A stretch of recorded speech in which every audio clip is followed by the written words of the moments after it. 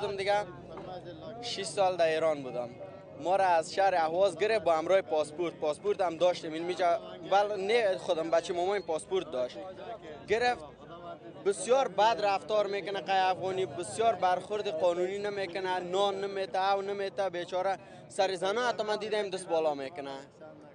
با خدا قسم ما سر زنا دیدم چیز دست رو روز بالا در گزارش گفتم دیدن وضعیت عزیزان ما در اینجا و چیزی که در توان ما بود ما بر شما گفتم. خواهش ما این است از عزیزان ما، کسانی که در بیرون باز هم امی است که تا جای امکان داره به عزیزان ما کمک کنیم. مسئله ترانسپورت خیلی جدی است، تا جایی که امکان داره ما کار خودمون میکنیم، اما باز هم عزیزان دیگه ما که امکانات ترانسپورتی دارن یا وضع مالی خوب دارن که در این قسمت کمک بکنین، این ما ازشون خواهش میکنیم در این قسمت اینا یک فکر بکنن و همین مسئله ترانسپورت از این عزیزان ما هر چه روزانه 30,000 40,000 45,000 یا دیروز بخرم 27,000 نفر اینجا آمدن، اینا باید برن با خانه و پاشانی خود یا جایی که ازشان مانده اونجا باید پس برن.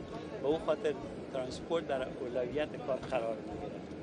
بسیار تشکر. ابو رقم که شما تحت تاثیر رفتین، اون رقم ما هم از چند